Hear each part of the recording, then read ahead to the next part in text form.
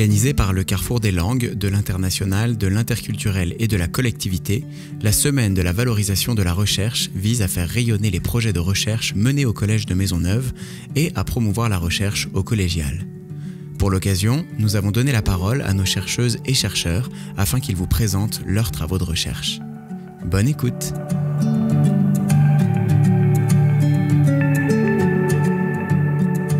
Bonjour, je m'appelle Philippe Adotte, je suis professeure de philosophie au Collège de Maisonneuve depuis 2 ans. Ça fait à peu près 10 ans que j'enseigne, puis je suis aussi docteur en philosophie de l'Antiquité de l'Université de Strasbourg et de l'Université Laval. Puis je suis chercheur pour le PAREA qu'on va vous présenter aujourd'hui. Bonjour, Annie Thériault, professeure de philosophie aussi au Collège de Maisonneuve. Je détiens en fait une maîtrise de philosophie de l'Université de Montréal. De mon côté, à travers mes recherches, je me suis beaucoup intéressée à la question du théâtre parce que dans ma vie, j'ai longtemps hésité entre le théâtre et la philosophie. Et c'est comme si dans chacune de ces sphères-là, je ne trouvais pas exactement ce qui me convenait. Et lorsque je suis arrivée donc à la maîtrise, j'avais 3 envies principales à travers l'exploration de la philosophie. C'était d'abord de trouver un sujet qui était concret, pratique, un sujet aussi qui pouvait donner lieu à amener quelque chose de positif à la société. Et enfin, qui parlait des enjeux qui m'intéressaient, soit des enjeux qui étaient plus éthiques ou alors politiques.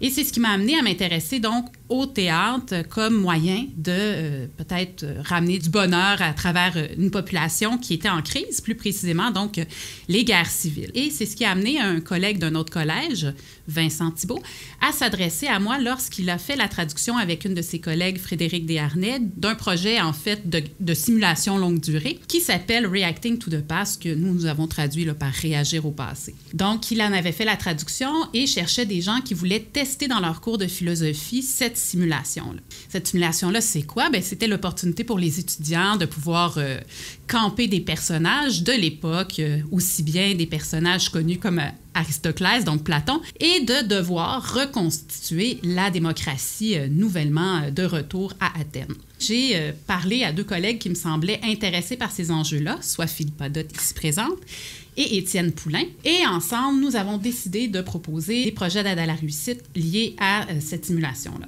Pendant ce même temps-là, Philippa donc, a obtenu un dégrèvement du collège pour pouvoir déposer un projet PAREA. Et je la laisse vous en parler à l'instant. Oui, donc c'est ça. Donc à l'automne, en fait, 2022, pendant qu'en même temps, on se familiarisait avec l'implantation de la simulation, donc le projet d'aide à la réussite. Moi, je me suis plongée dans la littérature secondaire. J'ai regardé, j'ai lu ce qui s'était déjà fait comme étude sur la simulation. Puis bon, la simulation, le rejouer au passé, ça vient des États-Unis, en fait. C'est une méthode qui a été inventée pour les collèges américains. Ça a beaucoup de succès aux États-Unis parce que ce qui a été démontré dans les études qui existent, c'est que ça a vraiment un impact sur la motivation. Donc, c'est vraiment démontré que les simulations de rejouer le passé augmentent l'engagement et la motivation des étudiants. Malheureusement, il n'y a pas beaucoup de recherche qui se fait sur les cours de philosophie au collégial. On ne fait pas beaucoup de recherche sur aussi les défis que les étudiants rencontrent dans le premier cours de philosophie. Donc, on voulait aussi aller regarder comment la simulation pourrait avoir un impact sur la réussite éducative. J'en suis venue à l'idée que ce serait pertinent de regarder en fait l'impact de la simulation dans le premier cours de philosophie sur le développement de l'esprit critique, sur la rétention des informations par le vécu d'émotions fortes et sur le rapport à soi et à autrui. Donc l'idée, c'est vraiment d'aller regarder pourquoi est-ce que la simulation, elle a un impact sur les étudiants dans leur apprentissage. Puis une des hypothèses qu'on a, c'est que la simulation, elle met les étudiants dans un contexte qui leur permet vraiment de s'exprimer de manière sécuritaire. C'est-à-dire que les étudiants, ils endossent un personnage. Et quand ils endossent un personnage, ils endossent en même temps des idées qui ne sont pas les leurs et qu'ils doivent défendre. Et ça... Mais ça les force, d'une certaine manière, à remettre en question ce qu'ils pensent, mais aussi à considérer le point de vue d'autrui. Et ça, ce sont des compétences qu'on doit développer dans un cours de philosophie. Mais au lieu de défendre ses opinions, ben là, on défend les opinions de quelqu'un d'autre. Et donc ça nous aide, d'une certaine manière, à développer notre esprit critique. Ce qui est certain pour le moment, dans notre méthodologie, c'est qu'on va fonctionner par comparaison. Donc, comparer, bien sûr, des groupes utilisant la simulation avec des groupes qui ne l'utilisent pas, parce que sinon, c'est très difficile d'évaluer la progression que peut apporter la simulation. Et cette observation-là se fera par 3 moyens. D'abord, on va faire de l'observation, c'est-à-dire qu'on va aller en classe, voir ce que les profs font, de quelle manière ils procèdent, tenter de repérer des indicateurs qui peuvent nous permettre de faire des liens avec nos 3 axes qui ont été présentés par Philippa tout à l'heure. Par la suite, on va administrer des questionnaires en début de session, en milieu de session et après la session. Mais il y aura aussi des focus group qui seront faits dans lesquels on invitera les étudiants, encore une fois, tant ceux qui ont utilisé la méthode par simulation que ceux qui ne l'ont pas utilisée. Oui, puis l'idée, c'est vraiment à la fois de réussir à récolter aussi certaines données sur le premier cours de philosophie, donc de dresser dans une certaine mesure un portrait aussi des étudiants, parce qu'on va observer les sessions d'automne et d'hiver, donc on va pouvoir comparer. Étant donné qu'il y a tellement peu de littérature de recherche sur les premiers cours de philosophie, ça va être vraiment pertinent. Après, évidemment, nous, ce qu'on espère, c'est qu'on puisse démontrer là, que la simulation soit a un impact, soit n'en a pas. Là.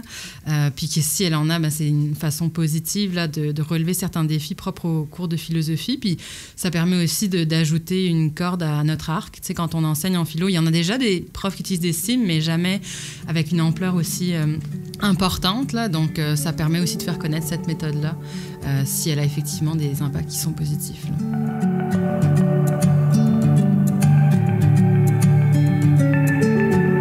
Ça fait 2 sessions qu'on a testé sur plusieurs groupes la simulation.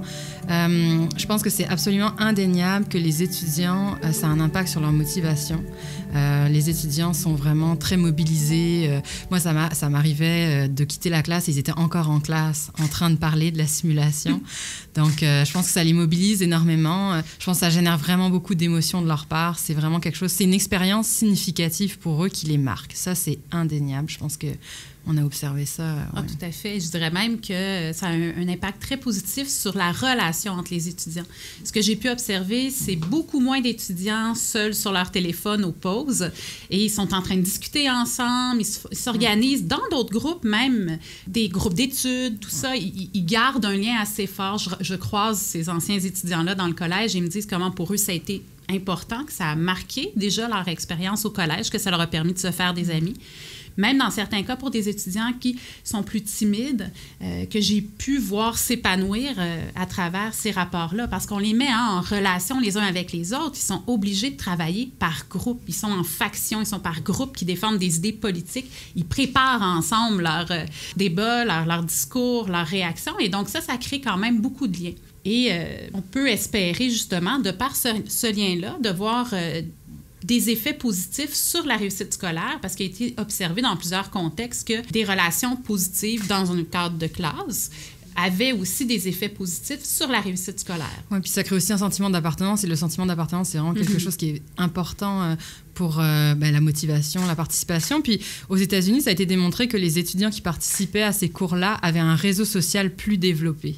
Donc, on était capable de mesurer là, en termes quantitatifs là, la manière dont ils s'intégraient dans leur campus. Là, ça créait plus d'implication, plus d'engagement. Ça crée du sens entre les étudiants, en fait. Là.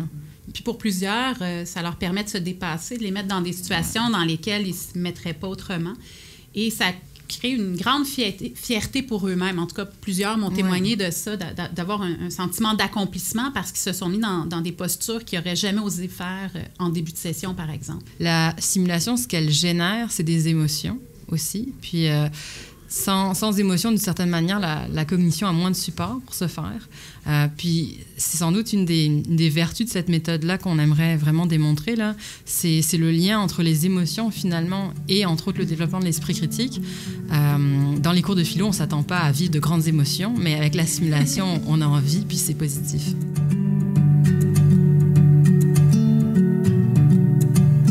Merci pour votre écoute. Ne manquez pas les autres épisodes de cette série Balado. Ils sont tous disponibles sur le site web du Collège de Maisonneuve.